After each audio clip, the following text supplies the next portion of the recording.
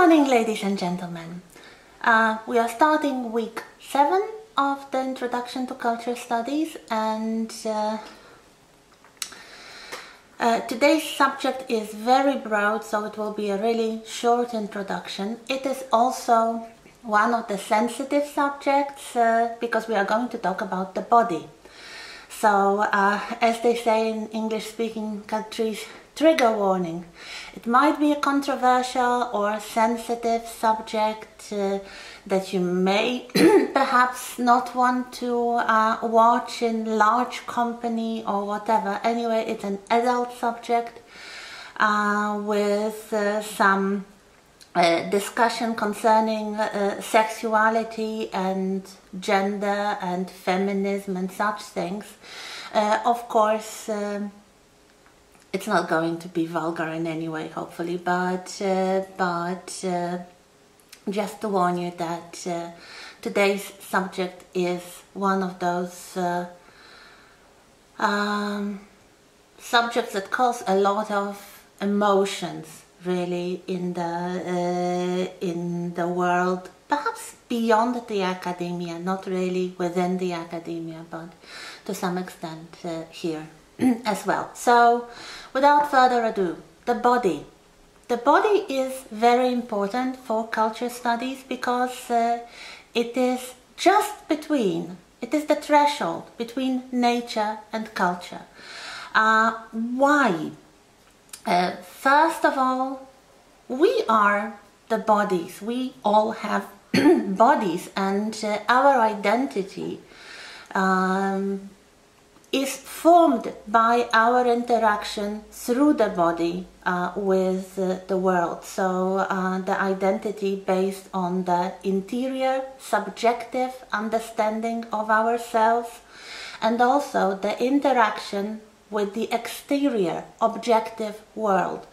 The body is right at the center of these discussions, and as I say, the only way we have to interact with the exterior, with the world, is through the body, through the senses, the sight, the hearing, touch, smell, taste.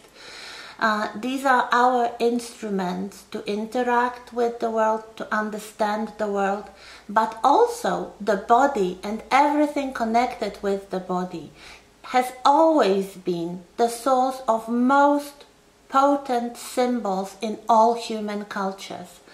All religions make references to the body in very many different ways. So through protective symbols, rites of passage, body modifications, rules concerning daily life, of course, daily life such as food, clothing, sexuality. These are all things connected with the body as well. We are not going to talk about religion today. We will in some later week. But today I'd like to start this broad field of cultural studies related to the human body. So first of all, we have to be aware that it is difficult to study human body. There are several obstacles.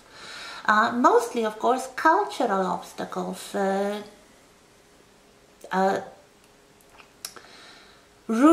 rooted in the great importance of the body in culture. So first of all, we have the religious problems, especially the legacy of religious Puritanism. So inhibitions and taboos against speaking about the body, especially the sexual matters, about also nudity, illness, death. All these things are connected with the body, and they have been problematic for many religious people coming from different religious traditions. So it's not only one religion that has this problem, but in fact all of them. Another thing is the dualistic models of culture. So the very strong juxtapositions, like biology versus culture, body versus spirit, feminine versus masculine, health versus illness. So trying to categorize the world in this kind of black and white reality, where, according to the more recent state of knowledge concerning biology, but also culture, most things related to the body come in the form of a spectrum rather than an either-or duality. Also, next problem, social construction, regulations and control of the body, including self-surveillance. These things are learned so early in life and so deeply internalized that people have a problem of talking about these subjects and even thinking about them in their own mind.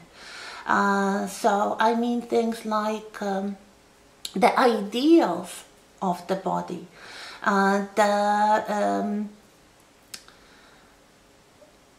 the images of the body in culture, but also the images connected with other aspects of culture, such as, for example, social class or gender.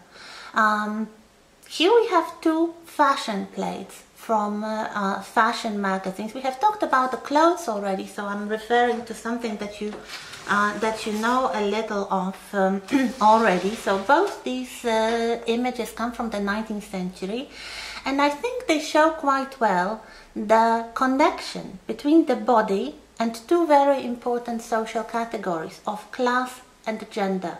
So the distinction here in the first image between a lady and a woman, so let's say a rich person and a poorer person, a person from, let's say, the upper class or the upper middle class and the person from the working class. You can really see it in the presentation, in the image of these two women in the illustration. The other thing is gender. We'll talk about gender in a little moment, but just to indicate, here we have another fashion plate from what looks like to be the middle of the 19th century, probably in 1840s, showing a man and a woman wearing day clothes. And you can see how different clothes are worn by a man and a woman in the Victorian culture. This is from the Victorian period. So it's different colors, different shapes. It's not only that a woman is wearing a dress and the man is wearing trousers. Different colors. Female dress is much lighter in color. Different fabrics, well, you don't really see it, but we know that female, let's say, fabrics were lighter. But even here, I would say the position in which these two people are shown in the picture, man standing upright, very strong and powerful image, and the woman stooped and symbolically subservient. This is all expressed through the clothes, and it is also expressed through the body, the way that body is presented in culture. So the first thing I'd like to draw your attention to are two concepts related to the aesthetic ideal of the body, namely the archetype and the stereotype. You probably heard these words already. Let's see what they mean. The archetype goes back to classical philosophy, to Plato. Plato believed that the archetype is a pure form that embodies fundamental characteristics of something. For example, here we have two images relating to female body. So it's a model, a prototype of other things which are trying to copy it. It is constant. It recurs in culture as a symbol, in mythology, in literature. Here we have, for example, a painting by Giorgione showing the sleeping goddess Venus. So the classical ideal of female beauty shown in Renaissance painting. Another, much later, scholar who was interested in archetypes was Carl Jung, one of the founders of psychoanalysis. He believed that archetypes are collectively inherited unconscious ideas that are universally present. He believed in two things: the collective unconscious, so that the mental structure and also the scope of symbols in human minds are the same or very, very similar regardless of the culture, and that these things are universally present. We will return to this when we talk about mythology and religion, but just bear in mind the idea of the collective unconscious. So the symbolic meanings shared by what Jung believed to be all people in all cultures. So this is the archetype, the model, the pure form, the recurring symbol. A stereotype is also a recurring symbol, but it is constructed differently and it serves a different function. It is an overgeneralized belief about a group of people. Here, for example, women. It may be useful in making quick decisions, but it's often wrong when applied to particular individuals. The function, psychological and social, of stereotypes is to identify who is in our group, or what we perceive as our group, and the other groups, the strangers. So it is usually overgeneralized. We have all kinds of national stereotypes, like, I don't know, that all French people are thin. Are they? Or all Asians are very good at mathematics. Are they? So, or black people are very athletic. So it might even be positive, but it's so overgeneralized that more often than not, it is not true at the individual level. So if you say that all women look like this pin-up girl in the image, no, they don't.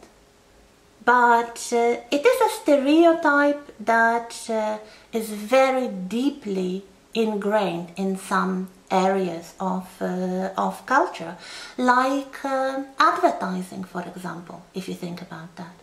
So stereotypes are necessary, but they shouldn't be accepted without question. You should be aware that you have them and how they work, because if taken without this precaution, stereotypes may encourage prejudice. So they may lead to very unjust treatment of the people who are deemed as the other.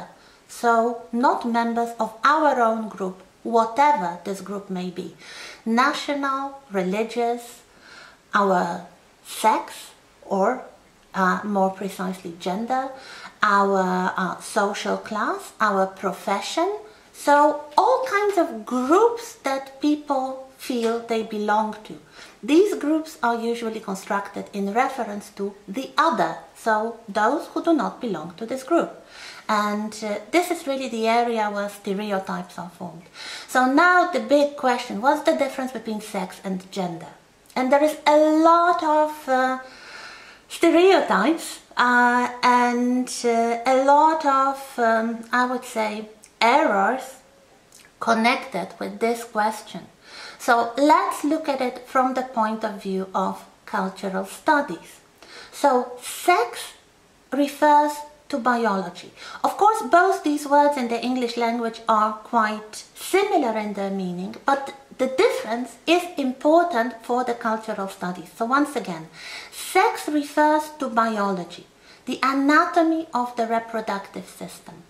So the chromosomes, the genitals, the way of reproductive cells and organs that people's bodies produce.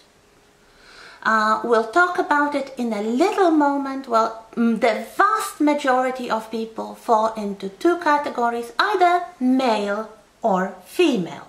It's not only about people, many animals, mammals definitely, but many animals have this division by sex. So biological, anatomical things related to the organs of the body, to the chromosomes in the cells. This is something you are born with and you cannot really do much about. Gender, however, is the social roles ascribed to sex. So the way that culture, and different cultures do it sometimes differently, reacts to this biological difference. It can be imposed, so the way that the culture prescribes, or internalized. Many people, most people, feel very comfortable with the gender they have, and we have basically the woman and the man as categories here, the two categories referring to the female and male sex. And here is the illustration I hope will show you the difference. This is a kind of funny reworking of an advertisement of beer from the 1950s. And the original one is on the left. We have a couple, a man and a woman, at home. And the woman is crying and the man says, "Don't worry, darling, you didn't burn the beer." So she was supposed to make dinner. He is wearing a suit, so he probably just returned from work. And the woman is distressed because she was supposed to prepare dinner for him and she burned the food. The man says, "Don't worry, well, we still have the beer, so we'll enjoy the beer rather than worry about your poor cooking skills." This uses, of course, the biological difference between men and the woman, but also the difference in clothes and the difference in social roles.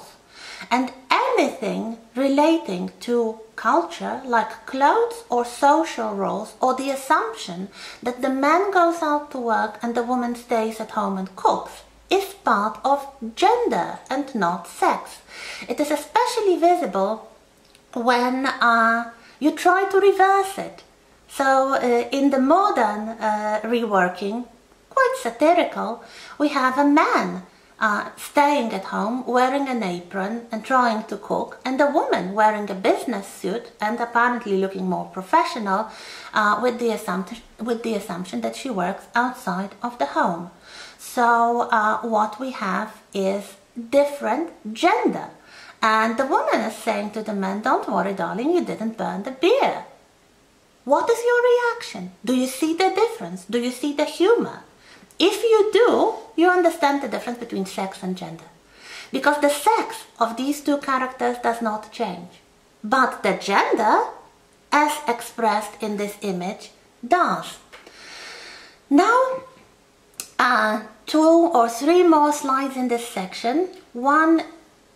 Two will be about some scholars and some problems connected with the discussions concerning the difference between sex and gender. The first one is a story about a medical mistake made by a psychologist and sexologist, so a medical doctor dealing with those matters, called John Money, who tried to prove the theory of sexual fluidity. He believed that, well, not only gender, but sex can be the matter of choice.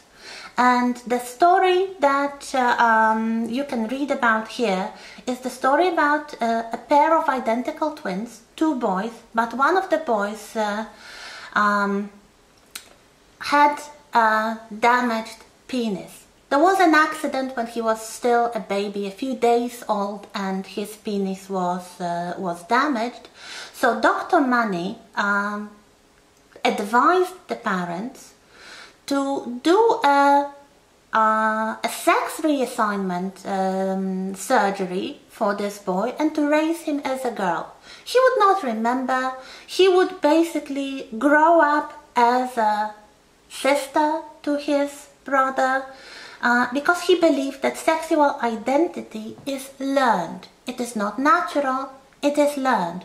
So not only gender, like the way you behave, the way you dress, the way you talk, the way your interests form, but even sex is fluid. This led to horrible tragedy. This child, from a very early age, when he was just a few years old, he knew there was something wrong. He knew he was not a girl. He was raised as a girl. Everybody treated him as a girl. He was dressed like a girl. He was given girlish clothes and toys. But he felt something was different. They tried to give him hormonal therapy. They tried to perform some more surgery on him. Nothing worked. Eventually, this man suffered from very deep depression and eventually committed suicide. So this is the wrong theory. Theory of sexual fluidity. You cannot choose your sex. But what about gender?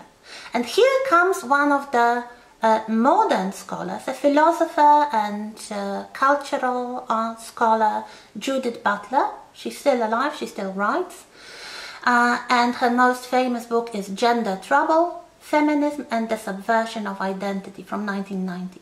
And her theory is that gender is performative, not sex, not the biology, but the cultural expression of the biology. Biological sex, according to Judith Butler, may or may not be the basis of one's identity. In the vast majority of people, they feel very comfortable with their biological sex, and their, as you might say, mental feelings, so the gender, whether they feel to be a woman or a man, or earlier a girl or a boy, is the same and corresponds to their biological sex. So if you are biologically female, you normally, well, you usually, in the vast percentage of cases, feel a girl and then a woman. And the same with a male sex being a man. What performativity theory says is that the culture tries to help children to identify with the gender through performing different cultural things like clothing, the ways of speaking, toys, even colors. Here we have an image with a young woman on the pink side and a young man on the blue side, and the clothes they were different, and even the decorations of their computers are different. And this is nothing biological. This is purely cultural, and this is how culture helps people identify and internalize their gender. The last thing here is a little graph I found on the internet. You have the website here if you want to look it up and study it more. Here we have like a little gingerbread person. It's called the genderbread person, and it shows you the difference between even more categories: biological sex, connected with the biology and the organs of the body; gender identity, so this thing that Judith Butler studied, so how your brain, your mind feels; gender expression, so this performance that you do very often subconsciously of either the behaviors that are considered more feminine or more masculine, and also sexual orientation here pointing to the heart. So are you attracted to people of the opposite sex, which means you are heterosexual, or people of the same sex as you, which means homosexual? And each case here shows you something very interesting. These are not dualities. These are usually parts of a spectrum. So even biological sex, there are very rare cases of people who have a different biological arrangement of chromosomes and organs. For example, intersex people who are born with the organs that do not make it easy for doctors to identify the child as male or female. What should culture do about that? The same about gender identity.